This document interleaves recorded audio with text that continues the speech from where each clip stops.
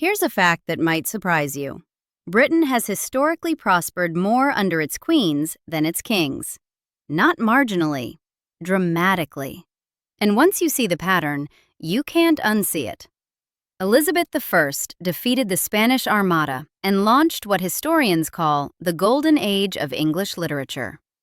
Victoria built the foundation for what would become the largest empire in human history.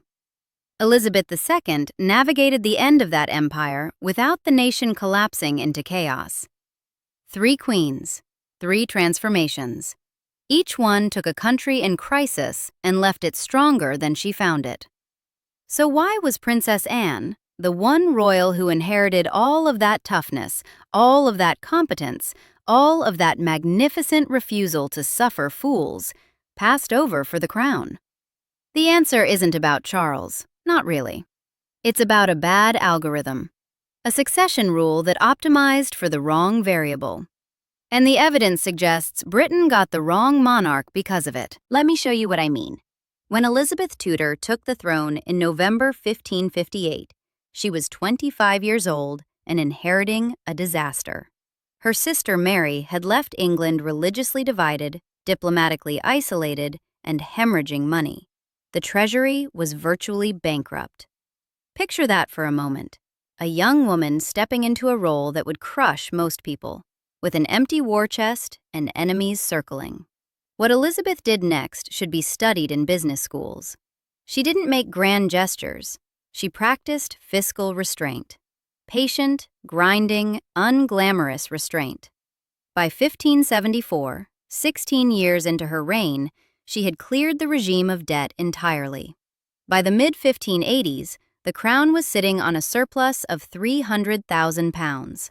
Imagine a graph line plunging into red under Mary, then climbing steadily into black under Elizabeth. That's not maintenance, that's transformation. But here's where it gets interesting. In December 1587, Philip II of Spain began assembling the greatest naval invasion force Europe had ever seen, the Spanish Armada. 130 ships, 30,000 men. The most powerful military machine on Earth, aimed directly at England. Elizabeth's response revealed something about how successful queens operate. She appointed Lord Howard of Effingham to command England's defense, with Sir Francis Drake as vice admiral. The choice of Howard was strategic brilliance. Elizabeth understood that defeating the Armada would require managing ambitious subordinates like Drake, and only an aristocrat of Howard's standing could maintain that coordination. She delegated authority to competent men while retaining ultimate control. She managed egos that would have torn apart a less astute leader. When the Spanish fleet was finally sighted off the Lizard in Cornwall on the 19th of July, 1588, the English were ready.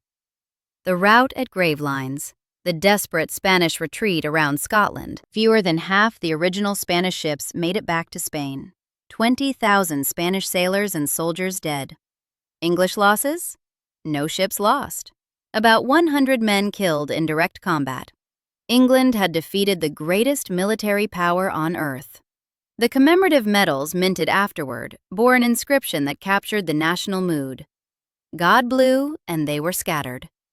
But God had help. Elizabeth's ability to assemble the right team, restrain her own ego, and trust her commanders had proven decisive. What followed was the explosion of creativity we now call the Elizabethan Golden Age. Shakespeare rose to prominence in the late 1580s and 1590s. Christopher Marlowe blazed across the theatrical firmament before his death in 1593.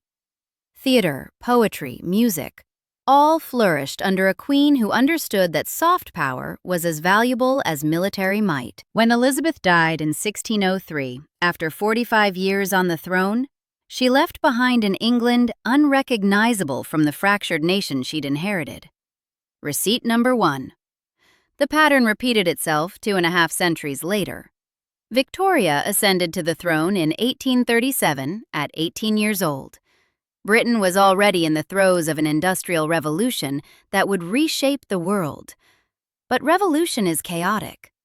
What Victoria provided decade after decade for 63 years until her death in 1901, was the stability that allowed innovation to flourish and compound.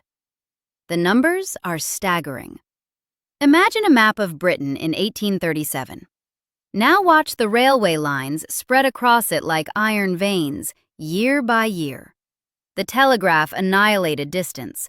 Factories multiplied, clustering around Manchester, Birmingham, Leeds. Cities swelled, and the empire expanded relentlessly.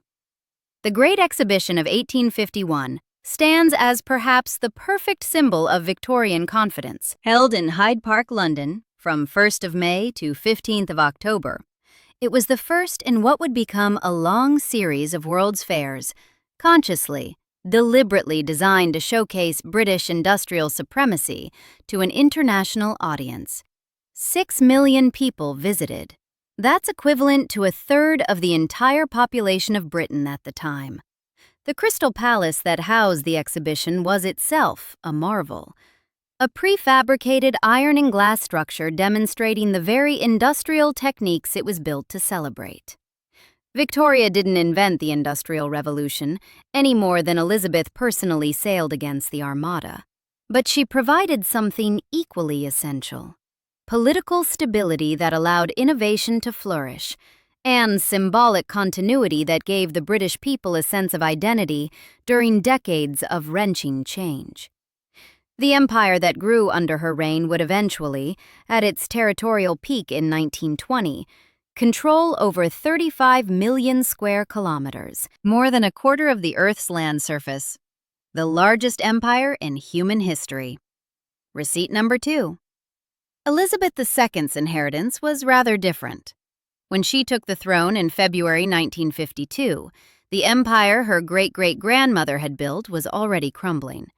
India had gained independence in 1947. The sun was, quite visibly, beginning to set on British dominions across the globe. A lesser monarch could have presided over a collapse as dramatic and painful as France's loss of Algeria or Portugal's humiliating retreat from Africa.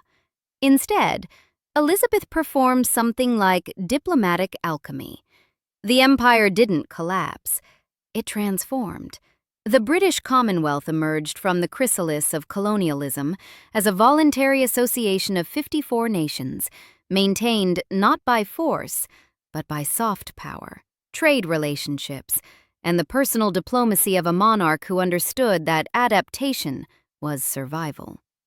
The contrast with other decolonizing empires is instructive. France fought 2 brutal wars to maintain its colonies, losing catastrophically in Indochina in 1954 and engaging in a bloody struggle in Algeria that nearly tore the French state apart before de Gaulle finally conceded independence in 1962.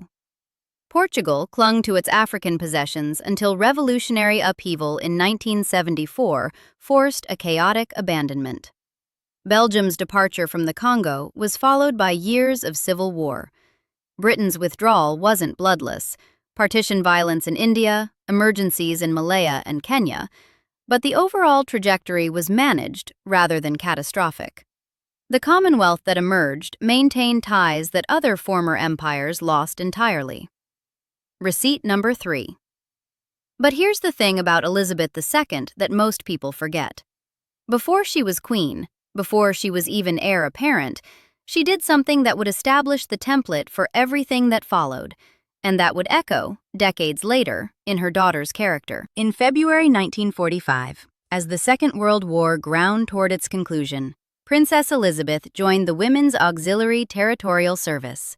She became the first female member of the royal family to serve as a full-time, active member of the armed forces. She was 18 years old. Her rank was second subaltern, later promoted to junior commander, the equivalent of captain.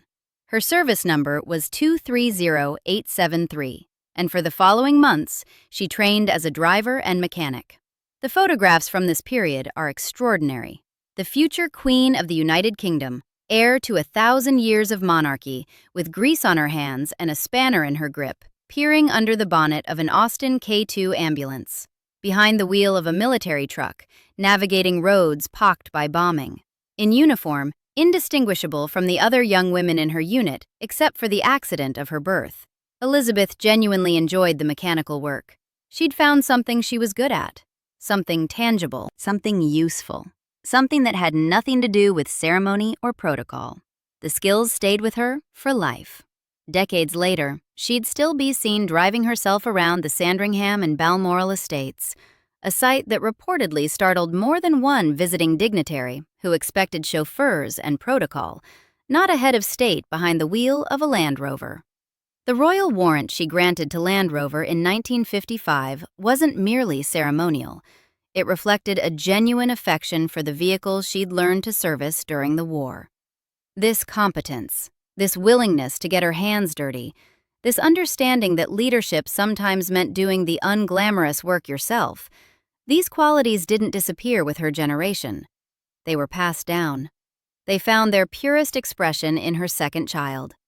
Anne Elizabeth Alice Louise was born on August 15, 1950, the second child and only daughter of then Princess Elizabeth and Prince Philip, Duke of Edinburgh. Under the rules of male preference primogeniture that had governed the British succession for centuries, Anne's position was clear from birth. She would always be behind her older brother Charles in the line of succession. She would be pushed further down by any sons Charles might produce, and by any sons those sons might produce. Her gender had decided her fate before she drew her first breath. The rules that governed this arrangement were codified in specific acts of Parliament, most significantly, the Act of Settlement 1701. Male preference primogeniture meant exactly what it said. Males took precedence over females in each generation. A younger brother would always leap ahead of an older sister. The system had no mechanism for merit, no consideration of temperament or capability. It was a protocol optimized for assumptions about gender that would, centuries later, be acknowledged as indefensible.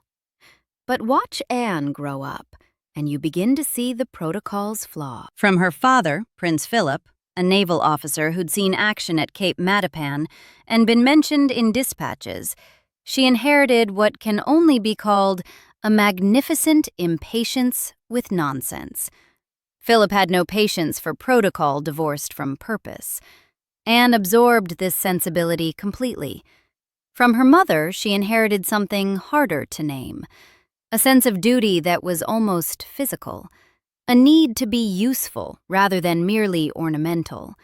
Where other royals might have leaned into the ceremonial aspects of their role, Anne seemed constitutionally incapable of pretending that ribbon-cutting was the point. The tabloids christened her royal rudeness and Anne of the Scowl. She gave curt answers to journalists she considered intrusive. She once told photographers to naff off, a phrase that became instantly famous. What the narrative missed entirely was that Anne's abrasiveness wasn't a character flaw. It was a feature of her competence. She had no interest in performing warmth she didn't feel. No patience for questions she considered stupid. No willingness to pretend that ceremonial duties were meaningful in themselves, rather than as expressions of genuine service. The same directness that made her unpopular with tabloid editors made her devastatingly effective in every context, where results mattered more than optics. And now we get to the part the competitors left on the table. Anne obtained her heavy goods vehicle license, not an honorary certificate, not a ceremonial gesture, the actual HGV license, requiring the same rigorous practical and theory tests as any other applicant. The Princess Royal can legally operate vehicles up to Category C+E specification, the largest classification available, because she chose to learn how and proved she could. When asked why she bothered, her response was characteristically blunt. It was useful to know how to do things properly. But the HGV license was merely the civilian side of her capabilities. Anne was appointed Colonel-in-Chief of the 14th/20th King's Hussars in 1969. beginning an association with armored regiments that would see her behind the controls of a chieftain tank during regimental visits to British Army units stationed in Germany. The Chieftain, Britain's main battle tank from 1966 to the 1990s. 62 tons. And Anne didn't pose beside it for photographs. She drove it. Actually drove it. Navigating the vehicle across training grounds, changing gears, handling the massive machine with the same matter-of-fact competence she brought to everything else. The soldiers watching weren't impressed because she was a princess. They were impressed because she was good at it.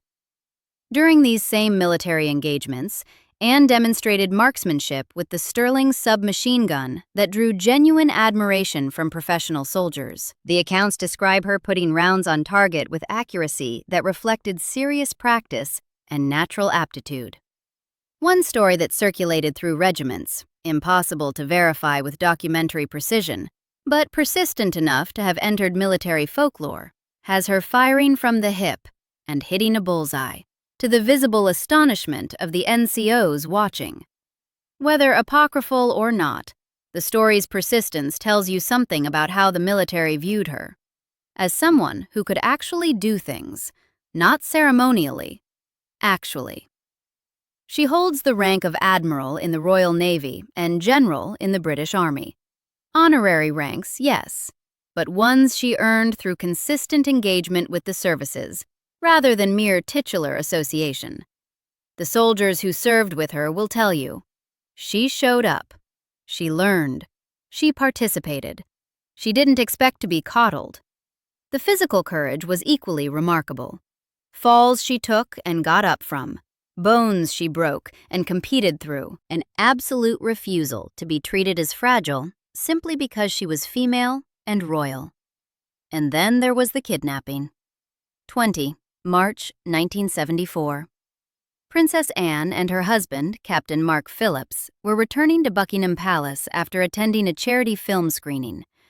Their car was traveling down the mall when a white Ford Escort swerved in front of them. The man who emerged was Ian Ball, 26 years old, armed with 2 handguns, a plan to kidnap Anne for a £3 million ransom. What followed was carnage. Ball shot Anne's bodyguard, Inspector James Beaton, shot a journalist, Brian McConnell, who tried to intervene, shot the driver, Alex Callender, shot a police constable, Michael Hills. 4 men shot in the space of minutes on the most famous ceremonial route in London. Through all of this, Ball kept demanding that Princess Anne get out of the car and come with him. Anne's response, "Not bloody likely." The phrasing matters. This wasn't a scream or a plea. It was a refusal delivered with the same tone she might have used declining a second cup of tea. That's the woman Britain passed over for the crown. Here's the argument, stripped to its essentials. For 300 years, Britain operated under a succession algorithm that prioritized gender over capability. Male preference, primogeniture. The logic, such as it was, assumed that males would make better monarchs. The historical record suggests the opposite. The queens delivered. Elizabeth I turned a bankrupt nation into a global power and defeated the Spanish Armada. Victoria built the foundation for what would become the largest empire in human history. Elizabeth II navigated decolonization without collapse. Anne inherited exactly those qualities: the competence, the toughness, the willingness to learn practical skills, the refusal to be treated as ornamental, the physical courage under fire. And the algorithm passed her over because she had the wrong chromosome. In 2013, Parliament finally acknowledged what the data had been screaming for centuries. The Succession to the Crown Act abolished male preference primogeniture. A younger brother no longer leaps ahead of an older sister. The crown passes to the eldest child, regardless of gender. Too late for Anne, but not too late for the next generation. Watch Princess Charlotte when she appears at public events. There's something there that royal watchers have been noticing for years. A directness, a willingness to correct her brothers when they step out of line, a certain set to the jaw that looks remarkably familiar. The royal commentators are already drawing the connection. The spirit of Anne, the toughness, the no-nonsense competence, the refusal to be merely decorative, continues. Charlotte benefits from the rule change Anne never got. If the worst were to happen, Charlotte wouldn't be leapfrogged by Prince Louis simply because he's male. The algorithm has been corrected. And perhaps, in Princess Charlotte, Britain will finally get the queen it should have had all along. The one who could drive a tank, hit a bullseye, and tell a kidnapper exactly where he could shove his ransom demand. Subscribe for more stories like this.